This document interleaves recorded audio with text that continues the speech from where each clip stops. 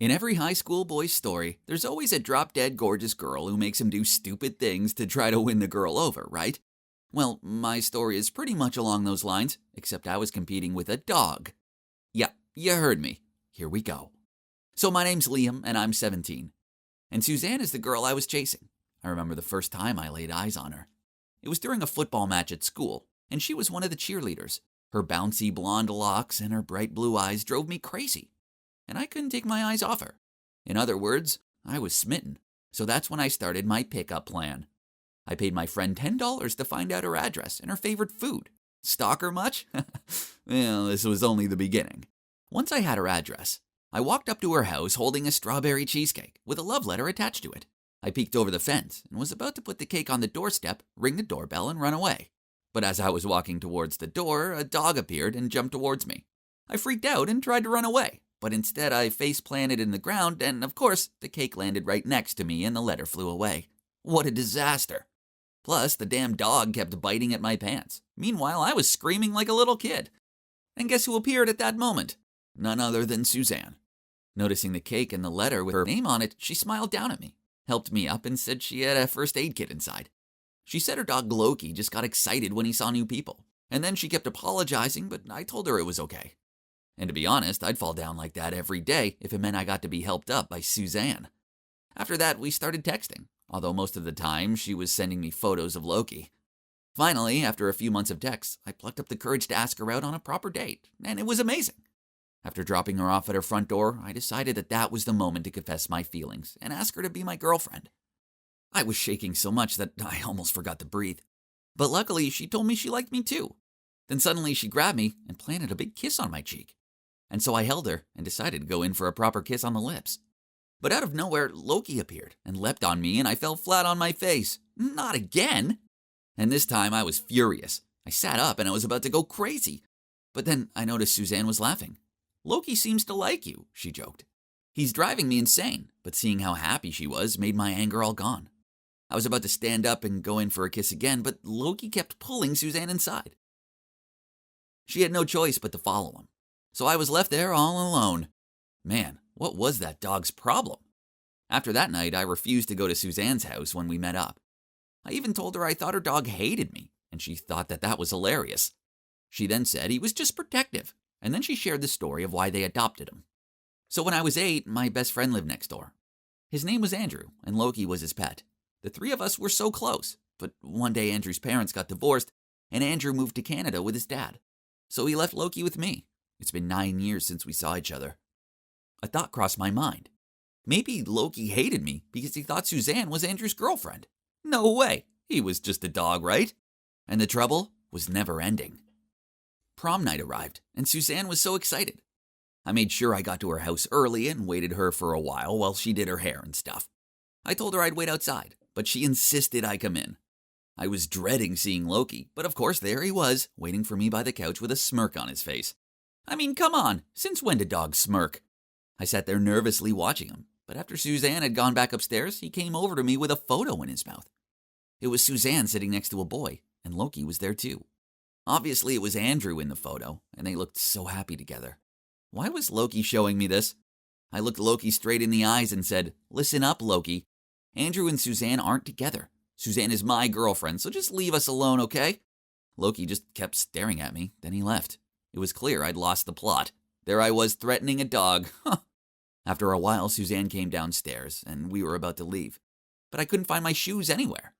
After 30 minutes of looking, we still couldn't find them, and by then Suzanne was pretty upset with me.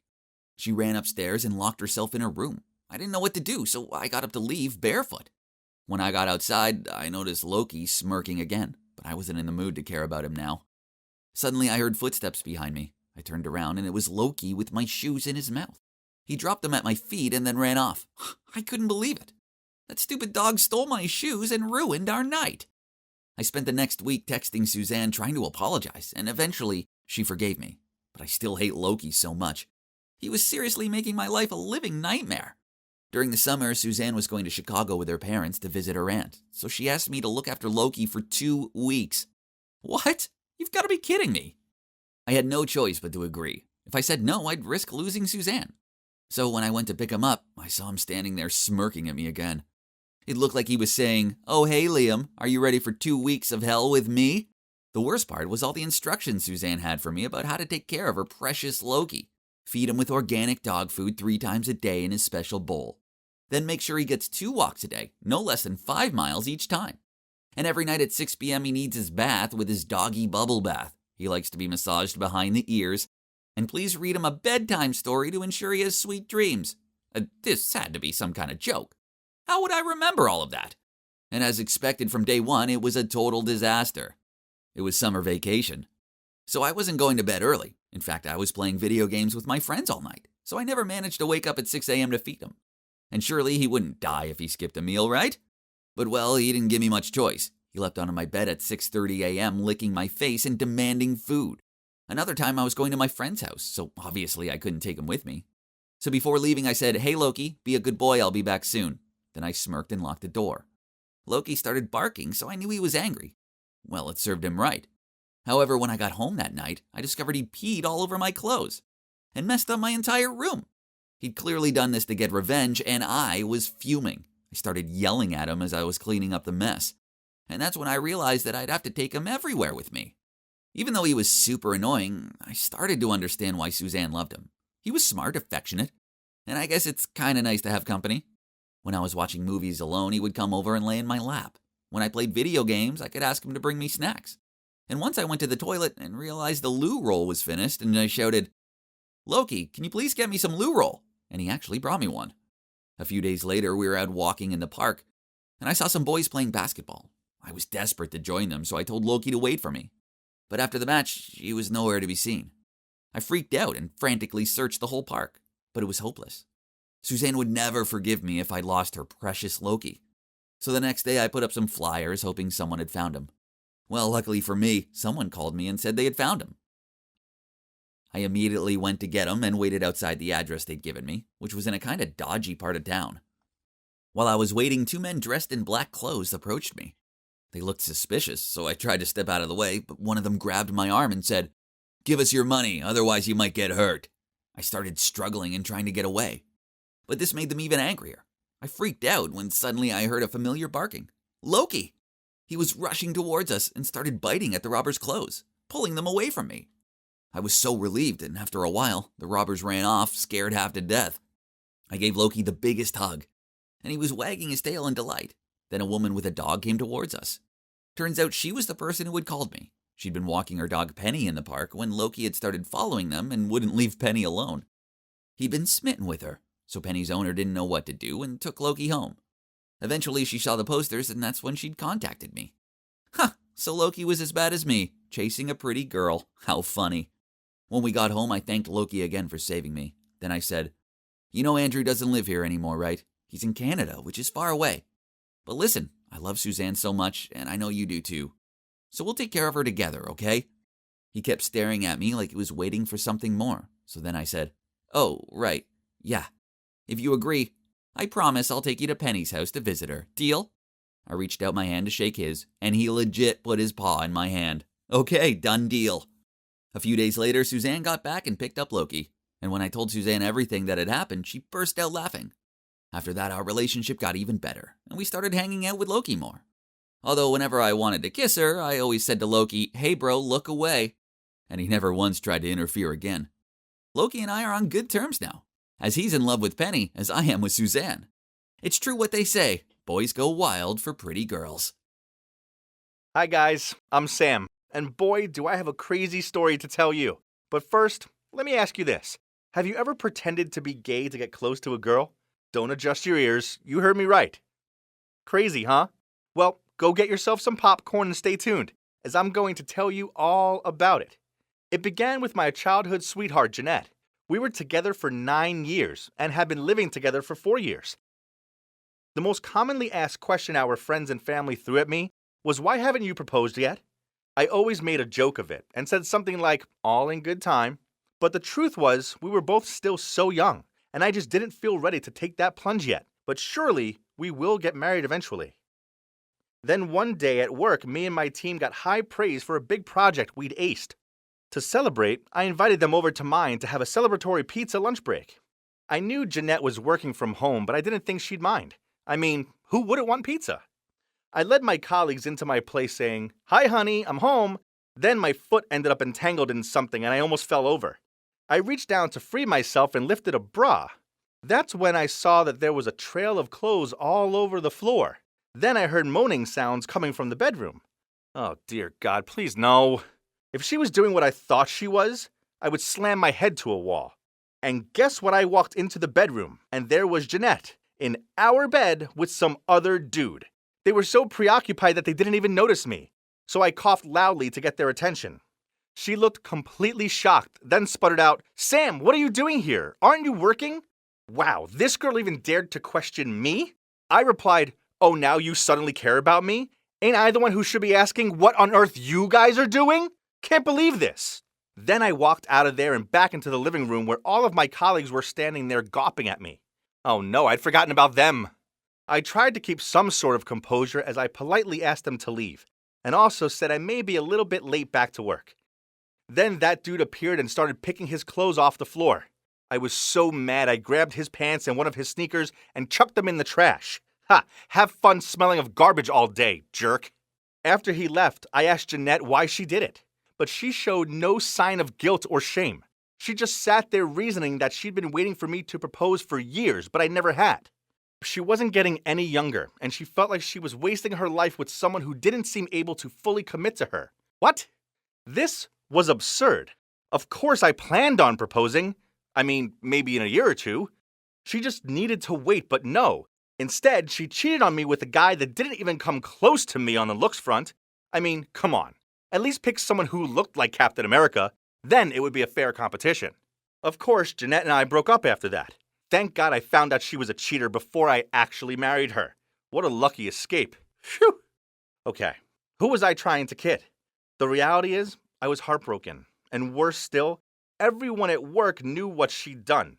The only thing keeping me going were ice cream-fueled nights in watching low-budget horror movies. On one such night, some of my guy friends showed up and insisted on taking me out. I didn't want to go anywhere, but my friends didn't take no for an answer. Before long, I was in a bar drinking a beer and listening to my gay friend go on about how amazing his boyfriend was. Thinking about it, maybe he had a point. Girls were bossy, controlling, and always seemed in a hurry to reach life milestones. But guys weren't like that. Suddenly, I had an idea. I was so done with girls, but the truth is, I was lonely. So why didn't I give dating a guy a go? Yeah, I know it sounded crazy, but whatever. Who knows, maybe I was really gay and destined to be with a guy? So, that evening when I got home, I downloaded a dating app and started swiping for my dream man. It wasn't long before I stumbled upon Grant. He was wearing a Stranger Things t-shirt, and he was attractive. Although not as good-looking as me, of course. We started chatting, and a few days later, he asked me out on a date, and I agreed. We went to some fast food restaurant and ate greasy burgers, which Jeanette hated. Then we talked about superhero movies, which Jeanette also hated. It was refreshing being out with someone that didn't count calories or turn their nose up at geeky references. I walked home feeling positive, but as I passed a bubble tea cafe, something fell through the air and soaked me. What the hell, and what was I tasting? It was really sweet. I looked at myself and, was that bubble tea? I couldn't believe it. Somebody had just thrown a cup of bubble tea on my head. I looked around me to find the culprit. That's when I saw some shocked-looking girl running over to me. She was muttering out something about being really sorry and how she was aiming at her boyfriend but missed. By this point, I was in a foul mood. So I said to her, "Girl, your aim is lousy." Then I walked off. Man, all girls do is cause me grief. I was so done with them. So when Grant asked me out on another date, I said yes. We ended up in some cafe so we could have a little chit-chat. Suddenly, Grant reached over and took my hand. Oh my God, what should I do? Should I pull my hand back? But that would be so rude. All I wanted was to quickly get out of this dilemma. So I rambled out something about remembering I had to meet my parents. Then I quickly got out of there. Okay, so I'd had a revelation. I 100% wasn't gay. Thank God we stopped at holding hands. If he tried to kiss me, I might have fainted from the shock. Suddenly, my phone beeped. It was a message from my annoying cousin James with a photo attached. Oh my God, it was me and Grant holding hands! How come I didn't notice that James was in the same cafe as us? His message read, "Give me your Avengers action figure collection or I'm sending this to your parents." What? Didn't he have better things to do than to blackmail me?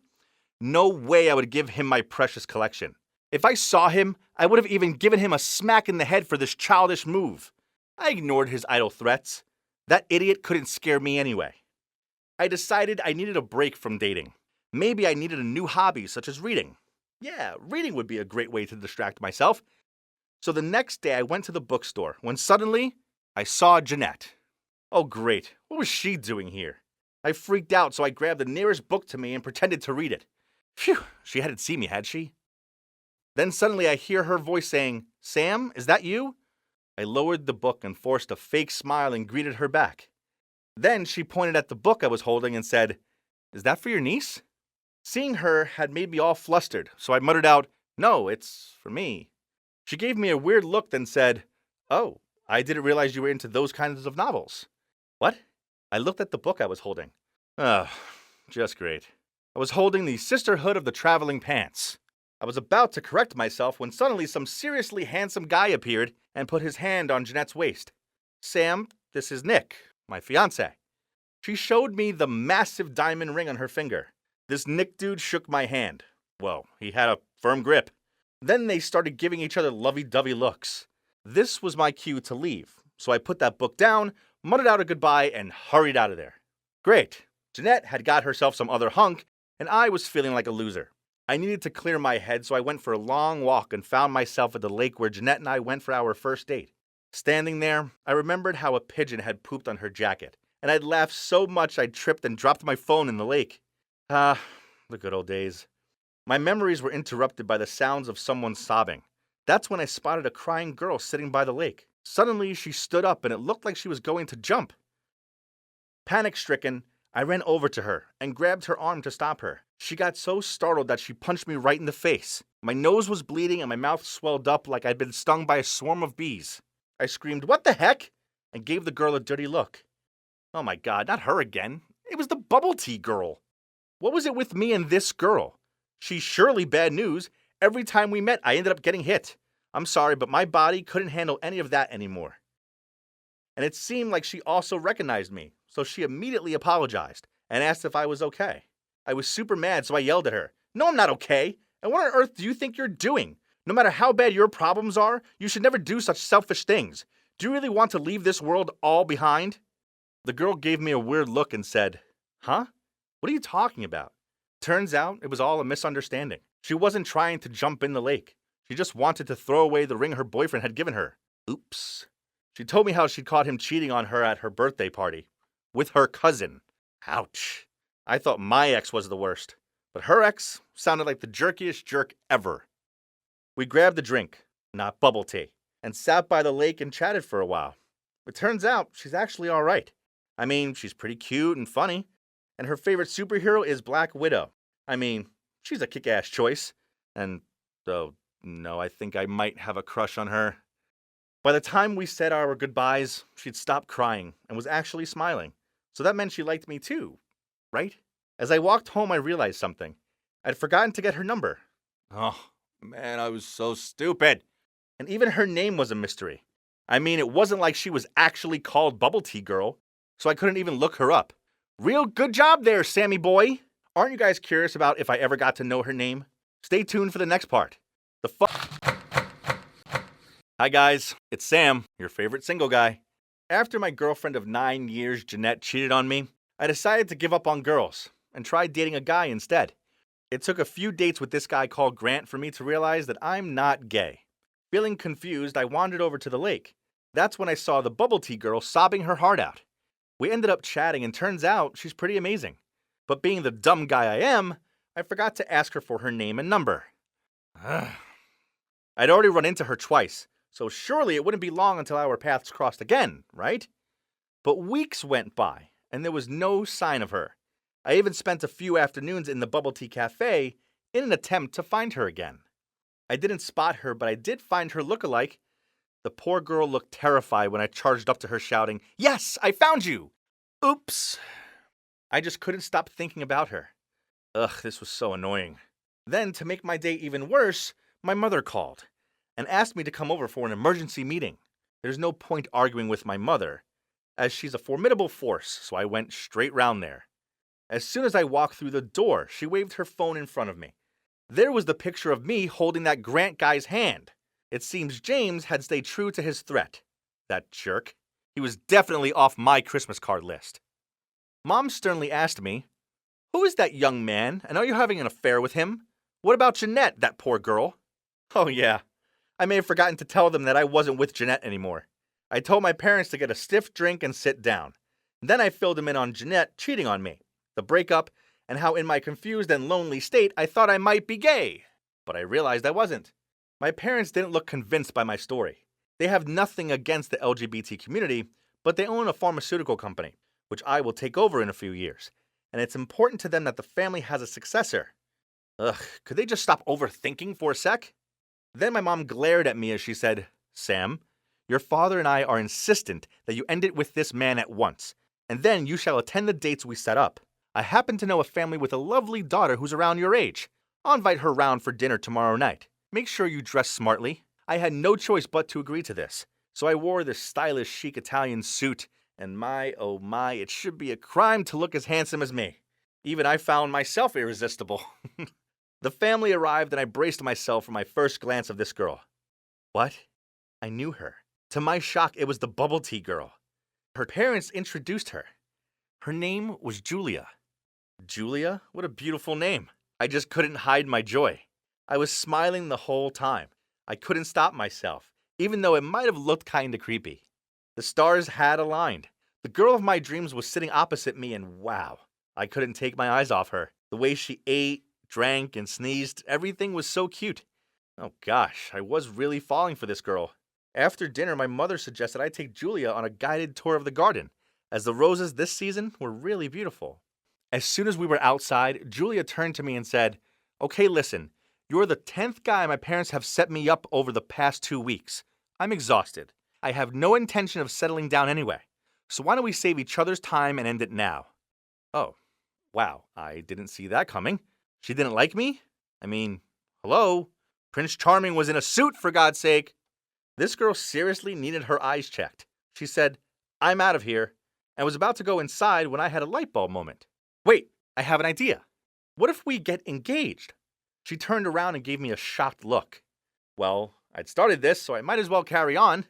Your parents are bugging you and mine are bugging me. So let's pretend to get engaged, then we wouldn't have them interfering with our love lives anymore. It would be a win-win for both of us. Julia looked confused and wasn't convinced at all, so I added, "You would still be allowed to date other people, no strings attached. It's just that we would probably have to live together to avoid any suspicion. But that's not a big deal. My apartment has plenty of space. So what do you say?" I could tell that Julia was thinking it over, but she looked like she needed a booster, which is why I blurted out, "Oh, and also, FYI, I'm gay.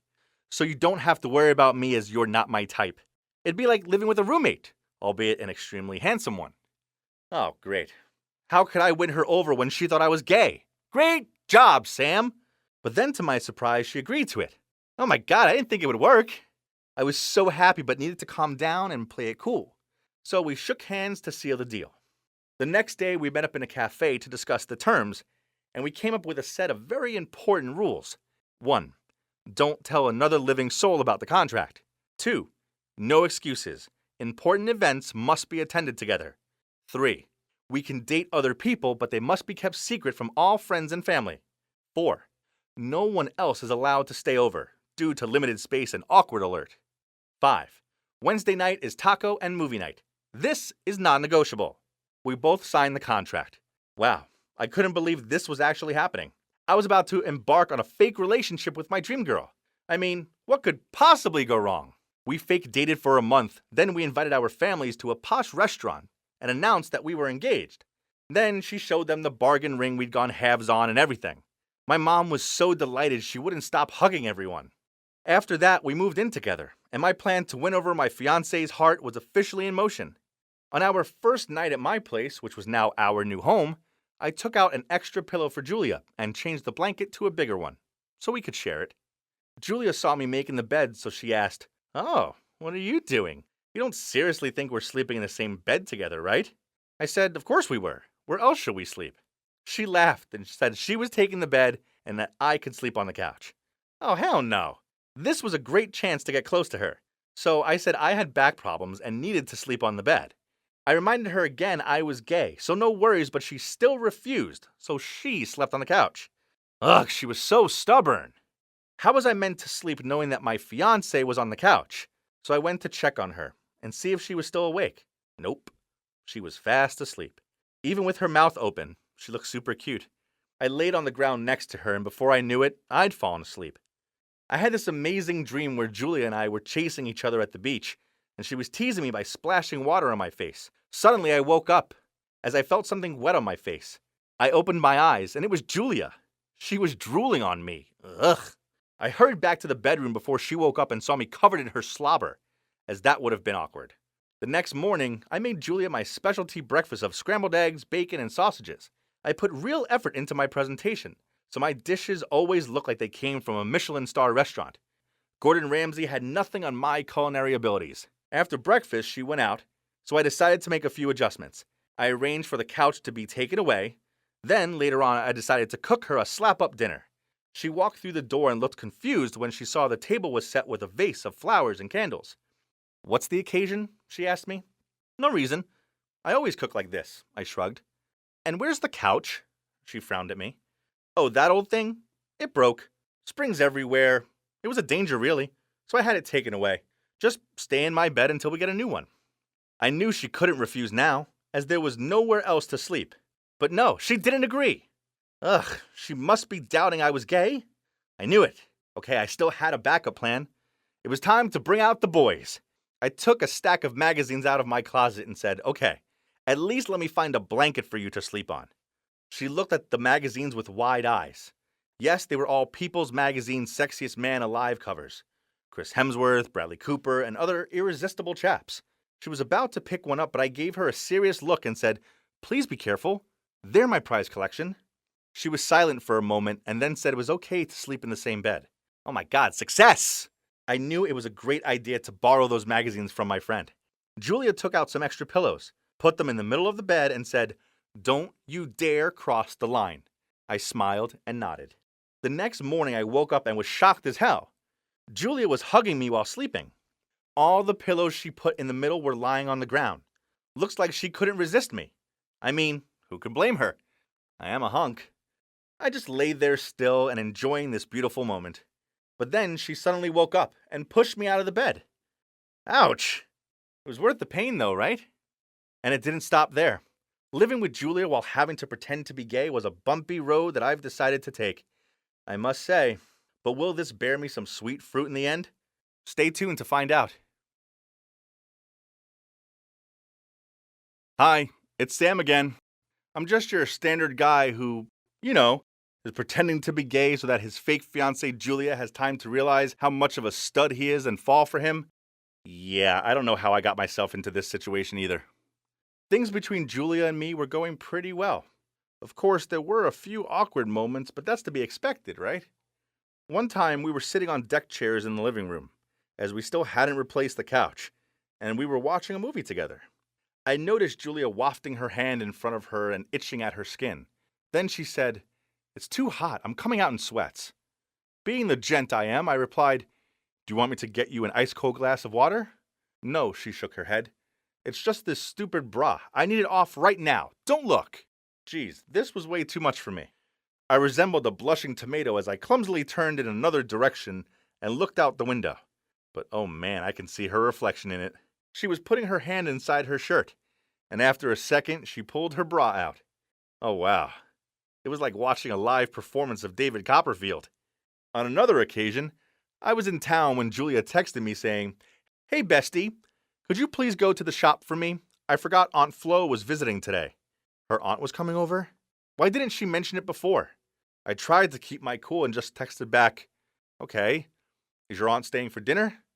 Julia immediately rang me laughing hysterically. It turns out Aunt Flo means she was having her period. Oh my God, girls and their codes. But most memorable of all was the bathroom incident. Julia was taking a shower, but she didn't lock the door. Of course, I didn't realize she was in there, so I went inside to use the toilet. Right at that moment, Julia started getting out of the shower, saw me, freaked out, screamed, tripped, got caught up in the shower curtain, and fell onto the floor. I wanted to help, but it was kind of an awkward moment for me too, and I didn't know where to look. So I just ran out and closed the door.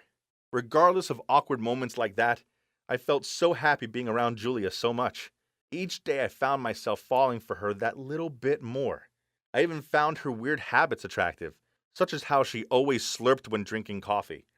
And she had a serious obsession with post-it notes. She scribbled messages on them and stuck them around the house. I even found one stuck to the milk saying, "Drink me!" I loved her, and I was more determined than ever to conquer her heart. But then one day something horrible happened. She was over an hour late home for dinner, so I texted her asking where she was. She replied, "Sorry, I'm on a date, see you later." Oh no, I had to stop it. So I texted back, "Oh, it's just this idiot here has lost his keys. Where are you? Can I come borrow yours?" She replied with the name of some bar in town. Oh great, dating in bars was the worst. I immediately drove there, and as soon as I saw them, I rushed over and greeted them. When her jerky date asked me if I was Julia's friend, I gave him a big fat smile and replied, "Oh no, I'm her fiancé." The look on his face was priceless. He instantly excused himself and ran off. Julia looked furious and started yelling at me. I told her it was an accident and the words just slipped out, but she didn't look convinced. Unfortunately, this didn't stop her from dating other guys. She turned into the dating queen. She was always scrolling through dating apps and taking new selfies for her profile pictures. Obviously, I wasn't happy about this, but she thought I was gay. So what was I meant to do about it? Then she took it too far. She invited one of these guys over to our place for dinner on our Wednesday taco night. How could she? I couldn't use the fiancé trick anymore as Julia would kill me. So I had to think up another genius idea to send this jerk packing. She introduced me to him as her gay roommate. So while we were eating the delicious tacos that I had made, I thought up an awesome idea. I started touching this guy's arm and saying things like, "Ooh, you're so muscular. How often do you work out?" Then I turned up the heat and played some footsie under the table with him. He was smiling over at Julia. Poor guy must have thought it was her doing it. And when he bent under the table to pick up his fork, he saw it was my foot. He was so shocked that he hit his head on the table. That was hilarious. He made some excuse after that and left in a hurry. Julia was confused and didn't know what happened. And I just shrugged and said, "I don't know, maybe he doesn't like tacos." Another success for me. Then, one day, Julia's parents were throwing an anniversary party, and of course, Julia and I had to appear like a loved-up couple. Fine by me. Julia was introducing me to some of her relatives, and I was impressing them with my charm when I noticed her stare off across the room. I followed her gaze and saw a guy hand in hand with a girl walking toward us. Turns out it was her cheater ex and her cousin. Worse still, they told us they were getting married and we were both invited to the wedding. Ugh, poor Julia clung to my arm. I could tell she was trying to hold in how furious she was, but she forced a smile and told them we were looking forward to it. After the party, she told me to go home first, as she had some business to take care of. I had a bad feeling about this, as I knew how upset she was about her ex. I didn't want her to leave by herself, so I followed her. One guess where a heartbroken, angry, miserable girl would go on a Saturday night. Yep, a noisy, sweaty club. Thank God I'd followed her. I stayed close and kept an eye on her. Seeing her ex must have triggered some bad memories because she was drinking a lot. Then two guys appeared and started talking to her. A moment later, they started to drag her away. She resisted, but that didn't stop them.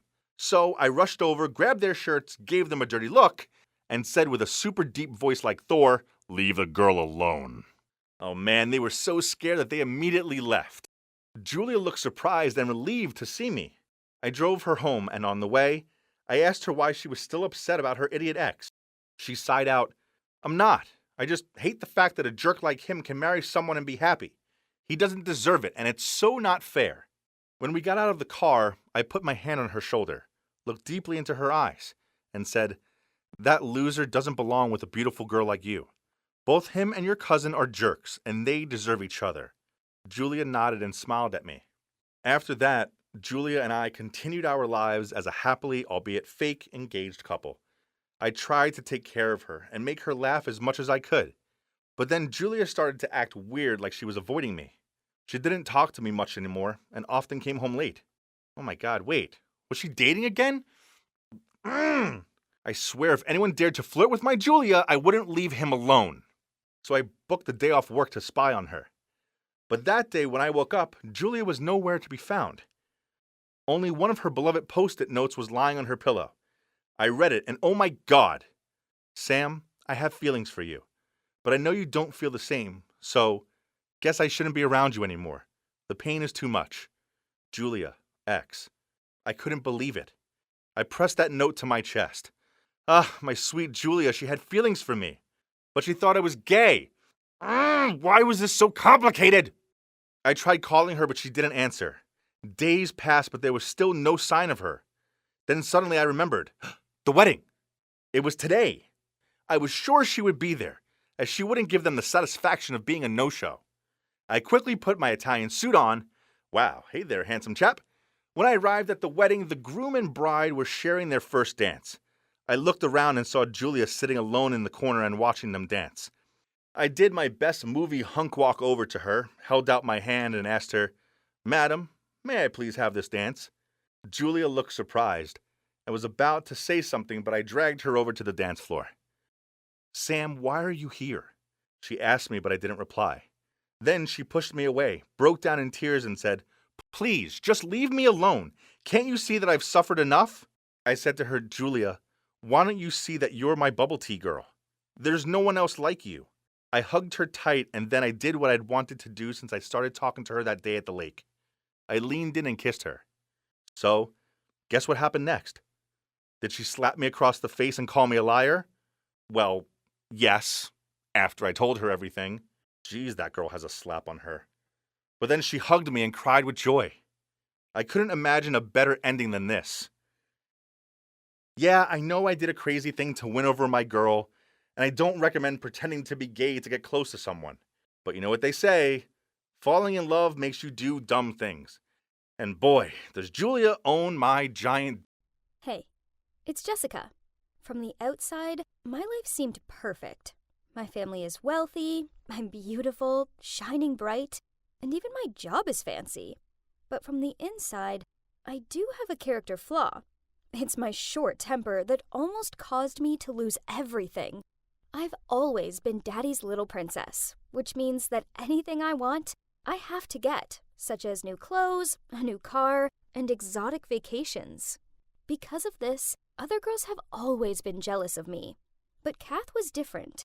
She realized there's so much more to me than my designer outfits and glossy hair. Kathy's family lived nearby. You see, my dad was friends with Kath's father, who passed away when she was little. But being the nice guy my dad is, he continued to support them. He paid for Kath's education, so we went to the same school. She was the only friend who could handle my short temper. I know, that wasn't nice, but it was hard dealing with the average girl's jealousy toward me. As a result, there were a few incidents. One time, when I was just a primary student, some girl dared to put on my shirt after sports. She said it was an accident, but as if. I yelled at her that she'd stretched it, and now she owed me a new one. Kath tried to defuse the situation, but she just got caught up in the middle of the shouting match. Literally, as me and this girl were screaming insults at each other across Kath.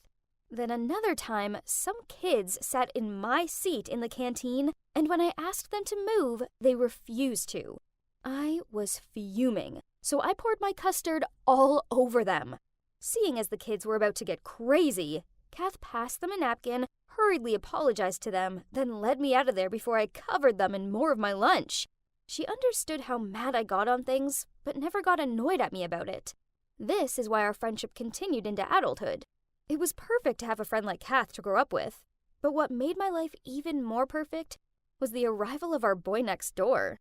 Yes! A new family had just moved in, and my mom told me that a cute boy my age was going around meeting people. I ran out to suss it out and find Kath standing on her front porch and talking to a super cute guy. I swished out my hair and tottered over to them.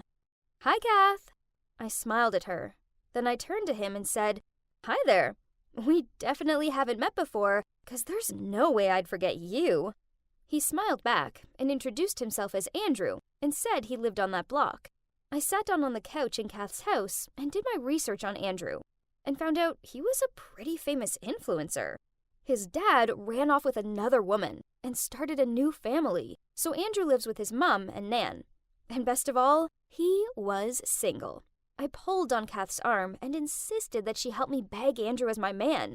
She looked a little awkward at first, but then she reluctantly agreed to help. I persuaded Kath to pretend that she lost her phone, then I went round to Andrew's and begged him to come and help us look for it. He spent the whole afternoon trying to help us look for it, only to hear it buzzing in my pocket. Oops. Then one time, well, this wasn't planned, but I managed to get one of my new heels stuck in a drain cover. I was standing there yelling at it when Andrew walked past and told me to take my shoe off. I refused.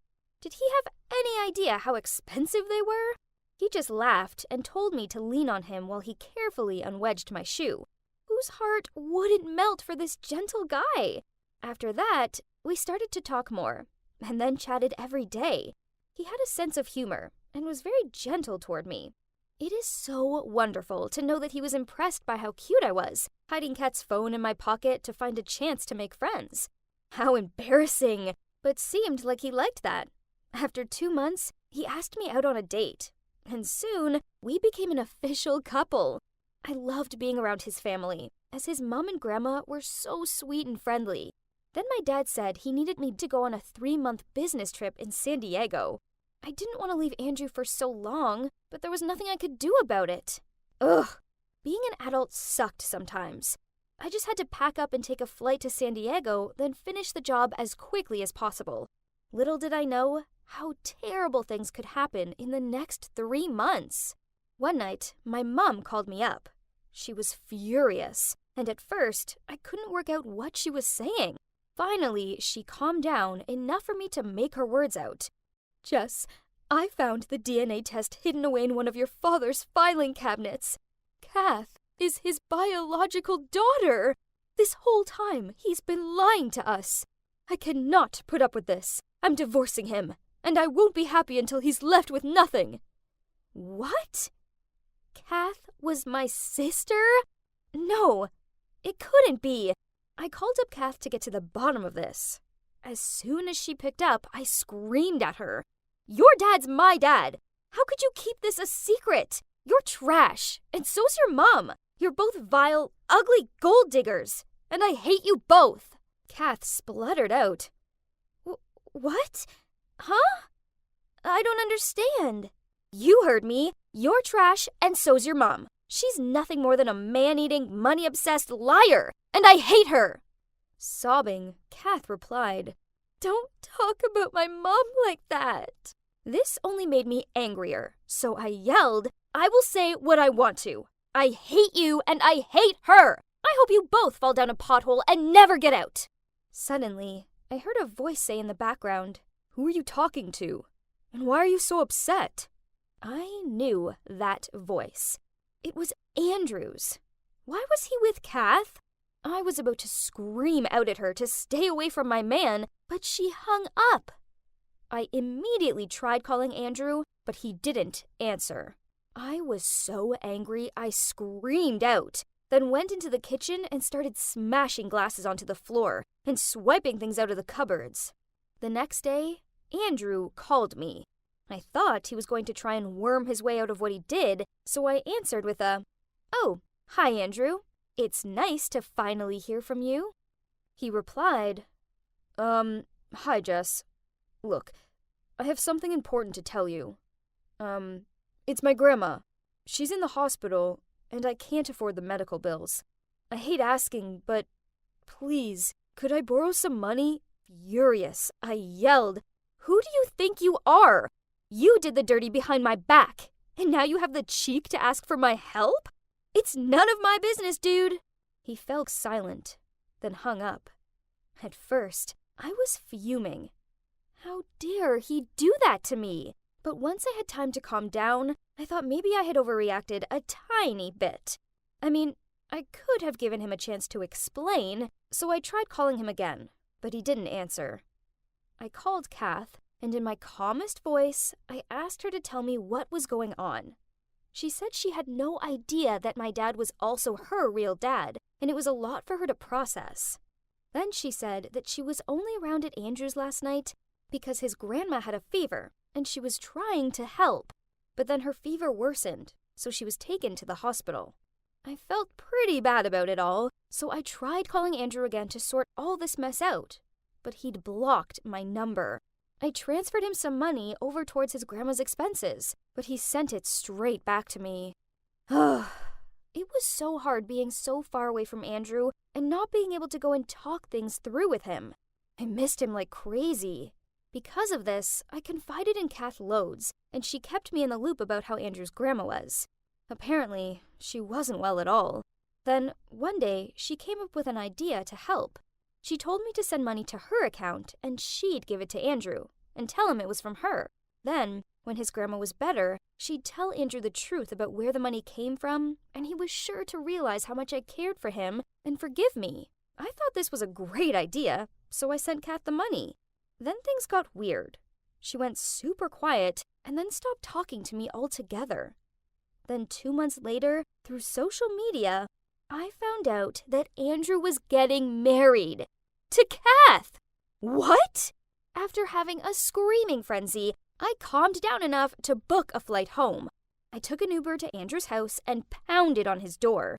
He answered, and on seeing me, he slammed the door in my face. I wasn't leaving until he spoke to me, so I sat on his doorstep.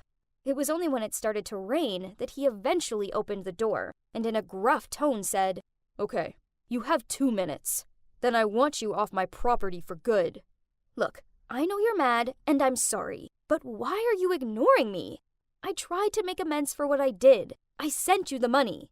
I know. I sent it straight back, remember? He grunted. Not that money. The money that Kath gave to you and said was from me. What? That money was from her, not you. You're jealous. You found out I was marrying her, and you're here to ruin our lives. No, I'm not. Please, it was me. I wanted to help. I pleaded, but he tutted, then slammed the door again. I stood there, a soggy mess, and his words sunk in. Kath had lied to Andrew about the money. Why would she do that? Furious, I stormed around to her house and was about to press the buzzer down until she answered when the door opened, and I saw Kath stepping out with Andrew's mom. I jumped out of sight and listened. Andrew's mom was thanking her for all her help and saying how much she couldn't wait for her to be her daughter-in-law. What? As soon as his mom walked off, I jumped out of hiding and confronted Kath. You're a liar!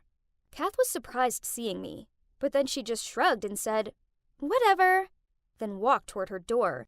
He's my man now, not yours, she added, looking back at me. You traitor! I screamed at her as I charged towards her. We got into a fight, and there was a lot of hair pulling. Finally, Kath managed to get through her entrance door and lock me out. She grinned at me through the window, so I shouted at her, Kath, you just wait! You won't get away with this! A few days passed, and their wedding day arrived. It was in some super swanky golf resort. I tried sneaking in through the entrance, but 2 guards stopped me. Ugh! Kath must have pre-warned them about me. So I had to find another way in, which involved climbing through a tiny gap in the hedge. A bodycon dress wasn't my best choice, and I had twigs in my hair and grass stains all over me. Still, out of breath, I showed up at the aisle and waved the evidence of bank statements and messages between me and Kath in Andrew's face, and shouted, Look! This is all the proof you need to show that I sent the money to Kath to help your grandma, and she's a filthy liar! Andrew looked shocked, but he took the evidence from me. No, she's making it up! Kath's eyes widened in alarm as she tried to grab the evidence out of Andrew's hands. Seeing her reaction, he pulled it away from her and looked through it, his face falling when he discovered the truth. How could you lie to me about this? He stared at her. You told me that Jess cut all contact with you. Teary-eyed, Kath glared at me and said, You get everything! The nice clothes and the lavish lifestyle, yet you act like a spoiled brat. I was sick of hiding in your shadow and defending you for all your childish outbursts. I liked Andrew from the beginning, but no, you had to have him. Through gritted teeth, Andrew told her, "It's over, Kath. I never want to see you ever again." After that, she rushed up the aisle in a frenzy of white fabric and sobs. Geez, talk about making an exit. That was 3 months ago, and a lot has changed since then. My dad eventually managed to persuade Mum to forgive him, although he had to buy her a new car and take her on a month-long island getaway. Also, she insisted that she never wanted to see Kath or her mom ever again, so Dad arranged for them to move to another city. This worked for me, as I never wanted to see Kath again either. I know I have a short temper, and I overreact sometimes, but I honestly believed that Kath was my friend. It hurt knowing that she didn't care about me at all. She just wanted my life. As for Andrew and me, now we're back together. And there's no way I'm letting my short temper cause me to lose him again. All of this could have been avoided if I hadn't let my anger blindside me. I should have trusted him from the start and heard him out. So now, if I feel anger overtaking my thoughts, I will go and pace the yard first to calm down. I may look like a crazy person, but it works a treat. Hey, it's Vanessa, back with the final part of my story. So, my first love Julian moved to Germany, and due to my insecurities, we lost touch. Then, years later, I saw him at my college campus, measuring my favorite tree to be chopped down. He didn't recognize me, but thanks to him, the tree was saved. He said to me, "This tree must mean a lot to you, or else you wouldn't have fought so hard to save it. I had a tree like this once," he sighed. "Please continue to protect it." I felt a pain in my heart. I knew he meant our tree back home. This was all so overwhelming. There I was looking at my first love, but he was oblivious to who I was. And I couldn't tell him because I was terrified that doing so would mean I'd lose him all over again. After that, I didn't see him around campus anymore. Was he living here now? Was he in another city? There were so many questions I wanted to ask him. Then my mom called and told me to come home for the weekend. I arrived there to find her setting out food in the kitchen. On seeing me, she said, "Oh, honey, I have a surprise for you. Julian and his family are back in town, and they're coming over for lunch." What? Oh, no. Why hadn't she told me sooner? I started to panic. What was I going to do now? I rushed to my room and tried to find anything I could use to cover my face. Finally, I found one thing. I heard my mom opening the door for Julian and his family. Then my mom cheerfully shouted, "Vanessa, where are you, sweetie? Come down. Julian is here, and oh my, he's so handsome." But my parents' smile soon disappeared as soon as they saw me coming down the stairs. They literally stood there with their mouths wide open. My mother stuttered, "Vanessa, what in God's name are you wearing?" Yeah, so the only thing I could find to cover my face was a face mask. Worse still, it had a smiling dog face on it. I know I look ridiculous, but at least my lupus was covered. Thinking fast, I muttered, I have a cold and I don't want anyone to catch it." Then I turned and saw Julian and my heart fluttered. He gave me a confused look. He clearly didn't know how to take my accessory. This was so awkward. The last memory he had of me was that I didn't want to video call with him anymore. And that was 5 years ago. Ugh, this sucked. I nodded at him and he nodded back. I caught him looking at me, no doubt because I was wearing that dumb mask. But we didn't actually speak to each other. Luckily, our parents were carrying the conversation. But then, my mom suggested that we should all go out for dinner tomorrow night. Mom, not again! Why didn't she realize that I needed to be pre-warned about these things? Then again, it was so easy for her as she had perfect-looking skin. Luckily, Julian's family were busy tomorrow. Phew! But they suggested having dinner the day after that. Ugh! Dinner was unavoidable, so I had to figure out a way of disguising my face. So, the evening of the dinner, I ran downstairs and my mom glared at me. "Vanessa, what on earth are you wearing? You look like Elton John." So yeah, I was wearing these huge fashion sunglasses. They were the only ones I could find online that I knew would arrive in time. I replied, "This is the new trend now. You're just too old to understand." At the restaurant, Julian and his family gave me the weirdest looks, but I acted like everything was normal and mentioned how good the food was. To be honest, I felt so awkward and just hoped this meal would be over soon. It all got a bit too much, so I went outside to get some fresh air. That's when Julian appeared. At first, he just stood there next to me in silence. It got to a point where I couldn't take it anymore, so I said, "Since when did you come back here?" He replied, Since 1 month. Feeling annoyed, I replied, "Why didn't you call me?" Ness, you're the one who didn't want to be friends anymore. Oh no, you got it all wrong. I had some problems, girl problems. I couldn't tell you. You know, I was really lonely in Germany. You were the only friend I had. His voice sagged. I replied, "I know, it was stupid of me. I'm sorry, but you're back now. Can we be friends again?" He looked at me for a bit, then smiled and said, Seriously, how can I be mad at you now? I mean, look at you. and then we hugged. I finally had my best friend back, but this wasn't enough for me. Seeing him again made me realize I still loved him even after all these years. My face was the problem. I was convinced that on seeing the real me, he'd run for the hills. After that, Julian and I texted each other loads, but then he asked me out on a date. At first, I was super excited, but then the reality of this dawned on me. I put on my prettiest dress, but as I stood in front of the mirror, all I saw were my bright red cheeks. Maybe I should just risk it. Maybe he would understand and still love me? I mean, it was inner beauty that counted, right?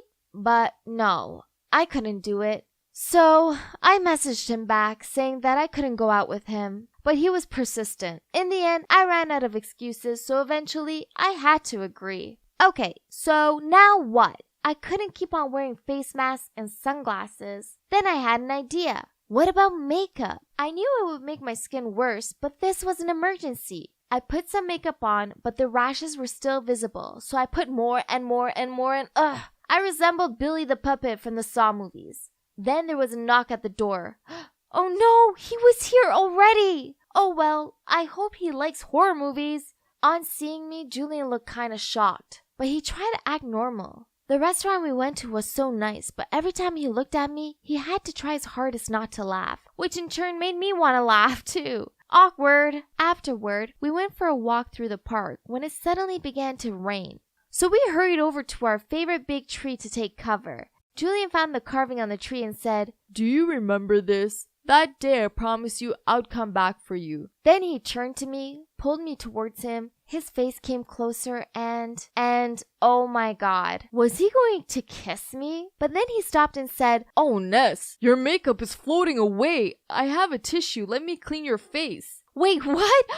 Oh no, not now. I panicked. I didn't know what to do, so I hid my face from Julian and said, Don't look at me. Can you please go? Confused, he asked, What? You're acting really weird. What's wrong? Then he turned to look at my face. I pushed him away and said, No, I'm fine. I'm just having a girl problem moment. But Julian kept insisting, so I freaked out and ran into the rain. He ran behind me yelling, Vanessa, stop! I kept running, but then I tripped and my face fell into a muddy puddle. Oh, great! My whole face was covered with mud and my knee was bleeding, so I couldn't stand up. Julian had to help me hobble to the nearest drugstore to buy some bandages and some betadine to clean the wound for me. I sat on a bench feeling like a wounded puppy when he took out a tissue and started wiping the mud from my face. At first, I stopped him, but then he gave me a really serious look, so I let him clean my face. Well, that was it. Julian would finally see my face and he would definitely not want to date me anymore.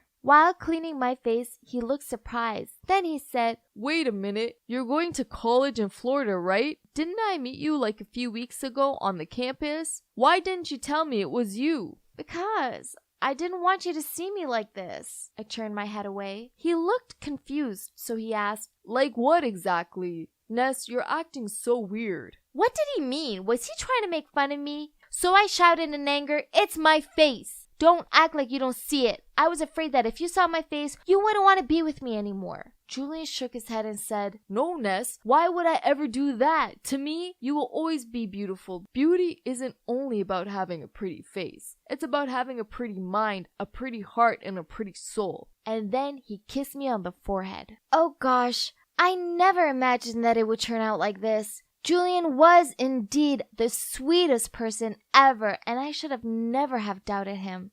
Well, Julian and I became an official couple. Loving him makes me so happy. He makes me believe in myself and reminds me that regardless of my lupus, I'm still beautiful. And we will soon get married in a few months. I can't wait to spend the rest of my life with him, happily ever after. So, as you can see, in the end, Julian was my first and my last love, which means my fairy tale dreams did come true. But let me tell you this. It's not important if you marry your first love or not. It's important that you marry someone who makes you happy and someone who accepts you for who you are. So, when you find someone like that, then hold on to them, whether this is your first or your 21st love.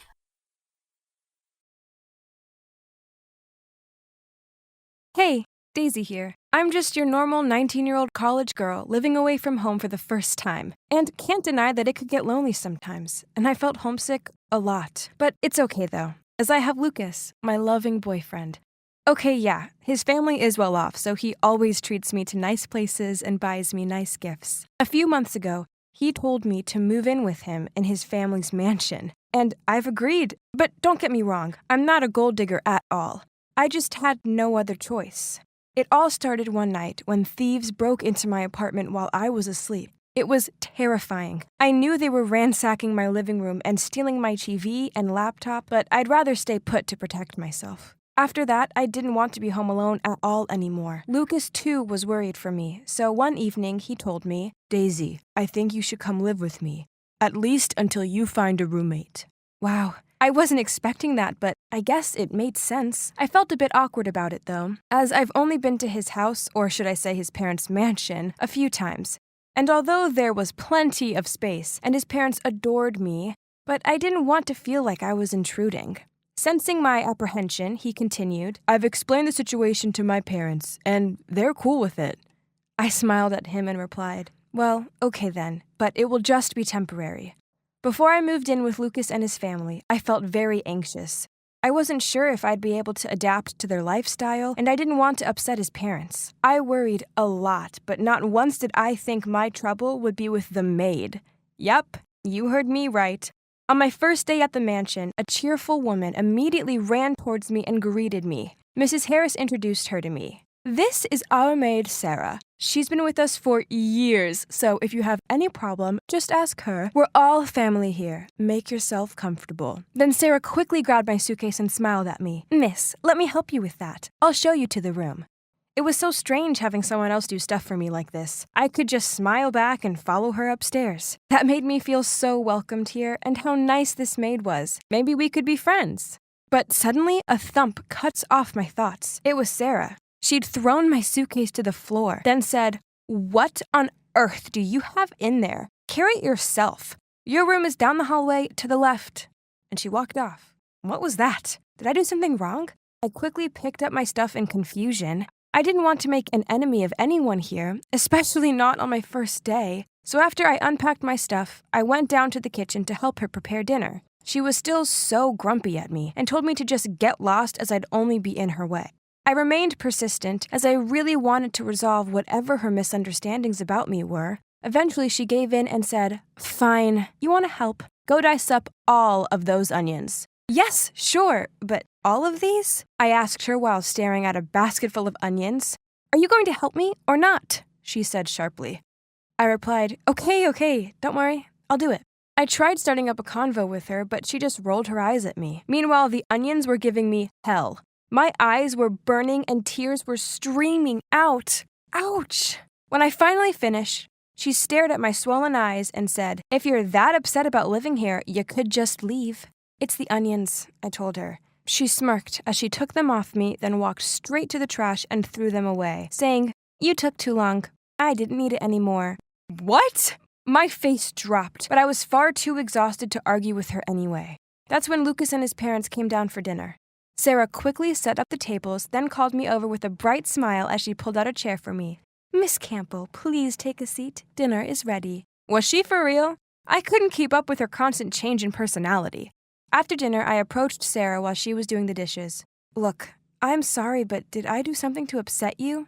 Yes, you sure did. You waltz around like you own the place, but you're nothing more than a parasite. And I won't let you worm your way into my home. Before I had time to process her words, she grabbed an expensive-looking marble plate and smirked at me as she dropped it onto the ground. Then, with a piece of broken plate, she quickly slit her hand and yelled out loud, Miss, I'm so sorry for vexing you, but you shouldn't have broken this. It's Mr. Harris's favorite plate. Hearing the crashing sound, everyone quickly gathered in the kitchen and stared at me for answers. I immediately explained, no, it's not like that. But Mrs. Harris said, it's okay. Let's help Sarah first. Then she led her off to get the first aid kit. I grabbed Lucas's arm. Babe, I really didn't do that. He reassured me with a smile. Daisy, don't worry about it. You don't understand. Sarah did it on purpose and blamed me. He laughed as if he'd just heard something ridiculous, then said, No way. I bet it was just some sort of misunderstanding. Sarah is really nice. Don't worry. You two will get close in no time. Now let me clean up this mess. You go and relax. I felt frustrated and fed up, but I reluctantly went back to my room. This girl was definitely onto me. But for what reason? Over the following weeks, her vendetta against me continued. She washed my white clothes with colored ones, then intentionally threw away my stuff and made out she mistook it for trash while cleaning my room. She put extra hot chili flakes in my food, then rushed over with a glass of water when I started to choke, and so on. Worse still, Lucas and his parents wouldn't hear a bad word said against her. They were completely oblivious to how crazy she was. I didn't understand why she hated me so much. Was she jealous of me or something? All right then. If she wanted to play with me, then game on. So I decided to spy on her to catch her red-handed and show everyone her true self. My chance to expose her finally arrived. I was passing her room and I saw her holding a watch. I recognized it. It was Mr. Harris's. She looked shifty as she placed it into her drawer and hid it underneath some of her clothes. Aha! Got her! I quickly ran to the garden to find Mrs. Harris and managed to persuade her to come with me to Sarah's room. Sarah stood by looking all innocent as Mrs. Harris checked her drawer, but the watch wasn't there, and instead we found it still intact on the vanity in the master bedroom. Huh? At that moment, Sarah suddenly bawled out, Ma'am, I would never steal from you. You know that. I've gone out of my way to please Miss Campbell here, but she's intent on making my life a misery. Oh my God.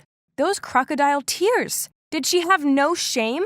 I tried explaining myself to Mrs. Harris, but she held up her hand and told me she didn't want to hear it. I wanted to make amends, so the next morning, I prepared Mrs. Harris's favorite smoothie and breakfast for her. I set it up nicely on the dining table, then went upstairs to get her, smirking at Sarah as she passed by. Mrs. Harris seemed happy with the gesture, but just an hour later, she said she didn't feel well. She was clutching her stomach as she glared at me and blamed me for poisoning her food.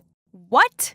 How frustrating! And Lucas wasn't even home for me to talk to. So I went to the kitchen to check the expiration date of everything I'd used. But I swear it was all fresh. I even went through the trash to check the used milk carton.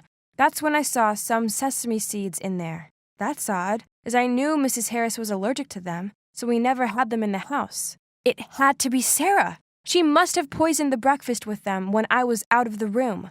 Later that day, Mrs. Harris was feeling better, so I went to see her and told her that I was leaving, on one condition. Then I persuaded her to come into my room and hide in my closet. By this point, I think she was willing to do anything just to get me out of her house. Then I called Sarah over to help me pack up my stuff. She stepped into my room with a cocky smile and knocked over the box of my stuff, then said, I was always going to win. I replied, Fine, you win. But before I leave, I want to ask you something. You put sesame seeds in the breakfast I made for Mrs. Harris, didn't you? Sarah looked around to check no one else was about before she grinned at me and said, Yes, it was me, all me. While you were sucking up to Mrs. Harris, I ground some up and mixed them into the disgusting smoothie you made. Oh, I also pretended to steal the watch because I knew you were spying on me. Geez, you made it so easy. But why? I asked, But why? She imitated my voice. Because this is my family. I've lived here for years. You can't just show up all pretty and carefree and expect to have everything and push me out of my own home. I never wanted to push you out. All I wanted was to be your friend. As if. This is my gold mine, not yours. Sooner or later, all of this will be mine, and God knows I deserve it. I've put up with this annoying family and a poor salary for years. Mr. Harris always dreamed of having a daughter, but no, he's stuck with that dumb son of his. It's only a matter of time until he realizes I can be the daughter he longed for. Or, now that you won't be around, it'll be easy for me to trap Lucas by having his baby. Either way, the winner is always me. Suddenly, the wardrobe doors burst open, and out emerged Mrs. Harris looking furious. She pulled Sarah's hair and dragged her out of the room. Wow, who knew the mild-mannered Mrs. Harris could be so kick-ass? I guess everyone has a hidden side. Anyway, this proved my innocence, and Sarah was kicked out right on the spot. Then Mrs. Harris apologized to me and insisted that I should keep staying with them. I thanked her for the offer, but politely declined. As I felt ready to leave and move in with my friend, I was just relieved that she'd learned the truth and that Sarah had gone once and for all. So, Lucas and I are still together and are very happy. Yes, it was annoying he didn't believe me at first, but he's such a sweet... Hey, I'm Alice, a teenage girl who always dreamed of finding true love. Several months ago, after a lot of failed hope, time, and effort, I started online dating and found my first ever boyfriend. We had a sweet, romantic online love story until we decided to meet in real life. So I'll take you back to the beginning. I would not be impatient that much when it came to love if both my besties, Kimmy and Zara, didn't get boyfriends, which made me become the only loner of the group. I had to watch them being all lovey-dovey and calling each other weird names like Baby Boo and Cuddly Bear. Yuck! Even if the boys weren't around, they would still drive me crazy talking about their sweet guys all the time. Worse still, when I told them to stop being so obsessed, they immediately insisted on pestering me to find a boyfriend. Ridiculous! I didn't need a boyfriend. I was doing just fine without one. Yeah, right. Who was I trying to kid? Deep down inside, I really wanted somebody by my side who I could be all cringy and lovey-dovey with. My two besties could probably read my mind and took action, and they set up some dates for me. The first was with this boy from school. He looked pretty cute on our first date, and he took me to this nice restaurant. A good start, isn't it? However, he talked about his mother for literally the entire time. Everything in sight reminded him of her favorite foods, how perfectly she made her spaghetti sauce, how politely she would react on the table. In the end, I suggested he go and date his mother instead, as he was clearly obsessed with her. Yeah, that didn't go down well. The next date was with this college boy. I fantasized a million times about a romantic, cozy, and sweet date with him because, it was the middle of winter. But no. He turned up late, and when I asked him where we were going, he shrugged and said, "Wherever." By this point, I was freezing and hungry, so I suggested we go get something to eat. But he told me he had no money and would just watch me eat.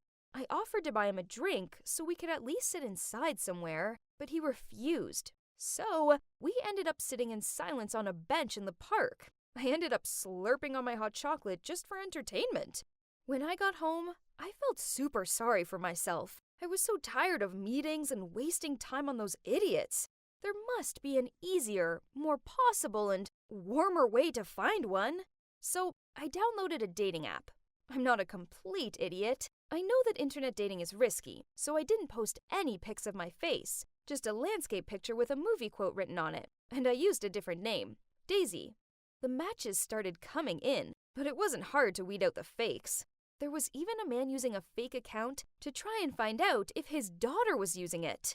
Delete, delete, delete. I was about to give up and accept that I'd be single and alone forever. This online world was exactly like what I'd read about it. All lies. I'd just have to get some cats or something for company. But then, this guy messaged me saying he liked the movie quotes I used. Impressive. So I messaged him back. I found out that this Roger guy had the same movie taste as me, and he even lived in the same neighborhood. We got on so well, so we chatted way past midnight. It seemed like we had everything in common, from favorite pizza toppings to top celebrities. He even shared his love of electronic dance music. And once I tried hearing his recommended playlist, I was immediately completely hooked on it. Wow, this guy seemed interesting. So I decided to flirt it up and see if he had a sense of humor. I mean, I had to create opportunities for myself, right? So I wrote, "Hey Roger, I enjoy chatting with you. Do you know what I would do if I could change the alphabet?" He replied, "No, what would you do?" "I would put you and I together so I could talk to you more." Then he sent me lots of heart icons and said, "You're so funny. Actually, you don't need to change the alphabet because I also desire to know if there's any other way for me to talk to you." Chatting to this boy had cheered me up, so I sent him my Facebook link. I stayed cautious, so I sent him my clone account, which I sometimes used for sharing cool posts and commenting on pages.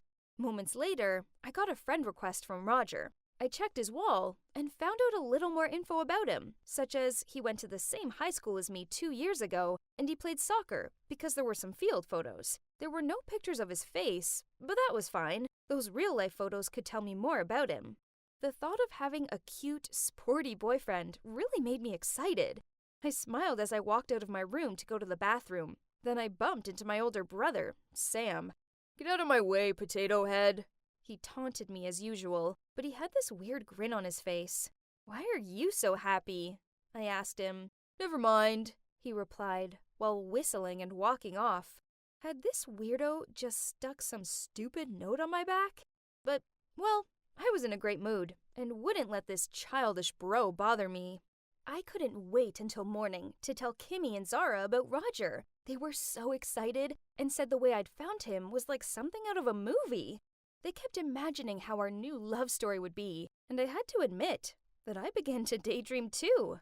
Roger and I messaged each other every night. He was always a great listener, and I could confide in him without feeling shy or anything. It wasn't long before he was always on my mind. I also sent random pictures to him throughout the day of my alien doodles, my shoes, my lunch, and so on. I even got a detention in math class for daydreaming about him. Oh wait, was I in love? I wondered if he felt the same about me. And the fateful day arrived. He sent me a message that both excited and terrified me. He wanted to hear my voice. Okay, so this meant he wanted to voice call or video call. What if he thought I sounded too squeaky? Or what if he thought I was ugly? So I decided to only open the camera when I turned off my room lights. Ironically, Roger did the same. He said he had to pretend like he was sleeping so that his sister wouldn't come in and interrupt our convo. Aw, he must be a sweet big brother whom his little girl could always count on. So, yeah, now we'd upgraded from texting to video calls. My feelings for him increased a bit more every day. He always sensed my mood and cheered me up, regardless of how lame my problems seemed. One time, I was annoyed because my parents told me off for forgetting to do my chores. It was not that big a deal. I cried to him on the phone, and he told me it was okay, and that his sister always forgot to do her chores too. So sometimes he had to help her. God, he was so nice. Roger's sister was so lucky to have a big brother like him. Unlike my brother, who always sat back and sniggered whenever I got in trouble. Comparing them made me feel self-pity and cry even harder, until a point that he frantically blurted out, "Listen, Daisy, I like you. Don't cry, because it hurts me so bad that I can't be there for you. I just want to meet you as soon as possible." Oh my God, was he serious? Did this mean he was asking me to be his girlfriend? At first, I was thrilled, but right after that, I started to worry. What if he didn't like the way I looked? Besides, when he'd found out I'd used a clone account to talk to him, would he be angry with me? I needed advice, so I turned to my besties. They told me to go and meet him, as this way I'd know if he was serious about me or not. If he liked the real me, he would hear me out without getting mad. I arranged to meet Roger in the park, and we both agreed to both wear something red for easy recognition. So I went for a red dress and red headband combo. Cute! I checked my phone a zillion times to make sure he hadn't canceled. I also prepared as best I could by practicing my smile in the mirror and by doing a last-minute nail polish change-up. Yeah, I know, I was a slave to love. Ugh, I hated lovey-dovey couples, but look at me now. We arranged to meet by the flower garden in the park, the perfect location for a daisy. On the way, I had mixed feelings. I was both excited about seeing my online boyfriend for the first time and also worried. I mean, what if he didn't like me? As I arrived, I saw the back of a guy who was wearing a red hoodie. That must be him. What should I do now? Okay, so I took a deep breath, then walked up behind him and timidly said, hi, Roger. Is that you? He turned around, and to my shock, I saw that it was Sam, my dearest brother. Alice, what are you doing here? He asked. What? I'm here to meet my online boyfriend. What about you? I raised an eyebrow. Me too. I'm meeting a girl. My girlfriend, Daisy. He flustered out. Are you? Roger? I spluttered out and ended up biting my tongue in the process. Ouch! There was this awkward silence as we both stood there letting the awful truth soak in. Ugh! I swear it was weird to think back on our messages and talking before. I got goosebumps at the thought of my brother's sweet words earlier. I couldn't take this anymore, so I muttered out something about going home, then walked off. But I wasn't paying attention and walked straight into the flower garden and ended up trampling on the flowers, which received disapproving tuts from an onlooker. Oops! I couldn't really go home. It was way too embarrassing. So I wandered aimlessly around the park. Can you guys imagine it? The boy that had filled my dreams for the last 2 months turned out to be my brother! Now I knew why we had so many things in common. Because we were siblings! It started getting dark, but I was still in the park, sitting on a bench and wondering when my life turned into such a mess. Then Sam messaged me saying, "Where are you? Come back home." I replied, "No way! I don't want to see your face ever again." He replied, "That's not what you said earlier." Trust him to make a joke out of this, but nothing about this situation was funny. Ugh! I replied, "This is all your fault. I'm never coming home. Ever." Then he messaged back, "Stop being overdramatic. I told Mom you went to Kimmy's. Come home for dinner now." I didn't want to go home, but it was freezing out here, and I guess I was feeling hungry. Why could Sam be all warm and well-fed while I was cold and miserable? I arrived home to see Sam sitting at the dinner table. I tried my best to avoid eye contact with him, but I ended up turning into a clumsy oaf and dropped a forkful of pasta on my lap. That was so gonna stain. Sam stood up and brought me a tissue box, which made me feel way more awkward. My parents must have found it odd that Sam and me weren't arguing for once, so Mom said, "You two seem to love each other for once, huh?" She was just joking, but I could feel my face turning red. I glanced at my brother, and he seemed even more embarrassed than me. As awkward as it was, we needed to talk to clear the air. So after dinner, I messaged him to meet me outside, and we went for a walk. Finally, I broke the silence. Listen, I know this is the most awkward thing ever. I thought I loved Roger, but now that I know he's you, well, I don't feel the same anymore. He replied, "Yeah, I've been thinking about it a lot, and I agree with you on the feelings and stuff. I mean, you're my annoying sister. Who knew we had so much in common? But I guess it makes sense, as I taught you all the cool stuff you know." He grinned. "So, are we cool?" I looked at him. "Yeah, we're cool, Potato Head." He grinned as he knocked my head, and then in a taunting voice added, "Hey, what do you think you were doing going online to find a boyfriend? You could have met a serial killer." I grimaced. "You online dated too, and instead of a serial killer, I have met a guy who pretends to be a cool big brother, huh?" "It wasn't all lies. I do help you with your chores, or else you must get kicked out of our house for your laziness." He laughed. "Sorry, bro, I've never seen that. You should do it more often." I sneered as I play hit his arm. We both looked at each other and then burst out laughing. So, this is my story. Pretty awkward, huh? Thankfully, my brother and I are now back to normal. Obvs, neither of us have mentioned it to each other since.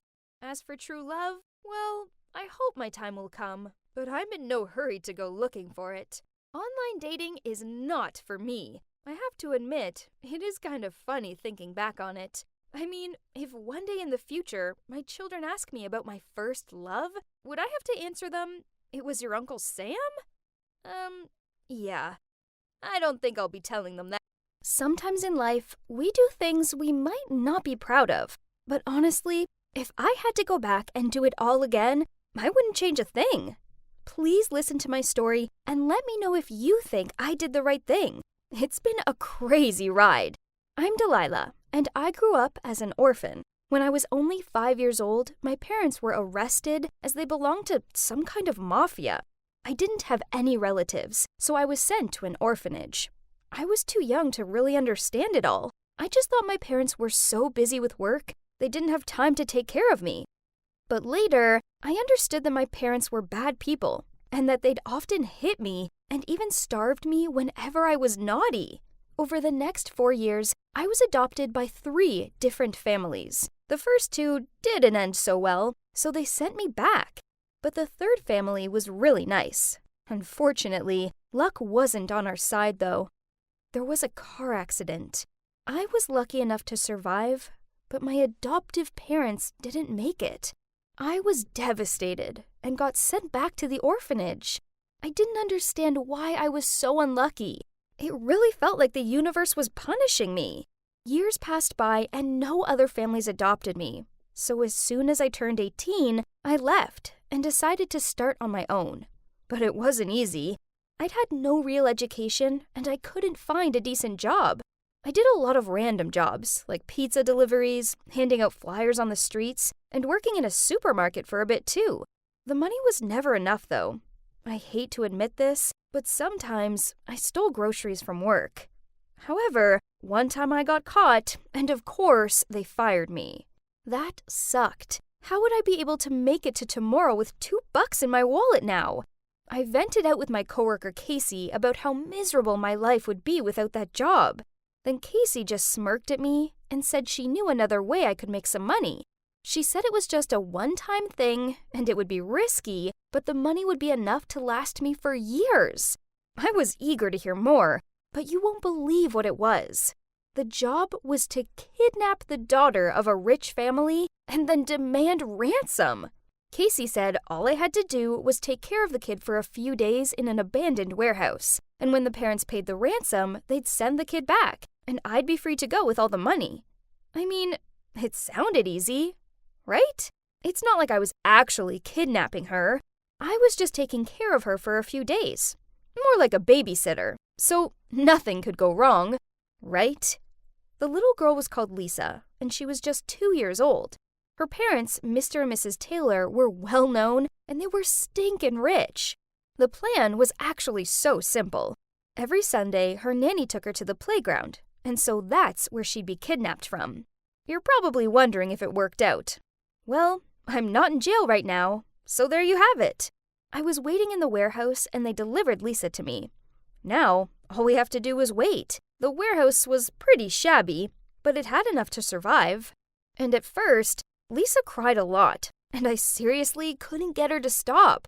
I tried playing her Baby Shark on YouTube. Believe it or not, it worked, and she stopped immediately. Later that night, though, Casey called and said Lisa's parents refused to pay and that the police were involved. Oh my gosh! So now what? They couldn't just leave me here with this random kid. The only option Casey could think of was that me and Lisa should hide out at Casey's grandparents' farm for a couple of years. That's when the case died down and everyone had forgotten about it. We could just leave Lisa outside a police station. This was insane! But what choice did I have? Lisa's face was now plastered on every newspaper and webpage. Also, not to mention the fact I knew nothing about raising a kid. What a disaster! But hey, at least I'd get to move to a farm. So the next morning, Casey's cousin, who drives vegetables from the farm to the city, picked us up and drove us safely to the farm. It was perfect, because Casey's grandparents didn't own a TV or the internet, so they knew nothing about the missing kid. Casey told them I was a single mom and had nowhere else to live, so they warmly welcomed us and said in return I could help them out on the farm.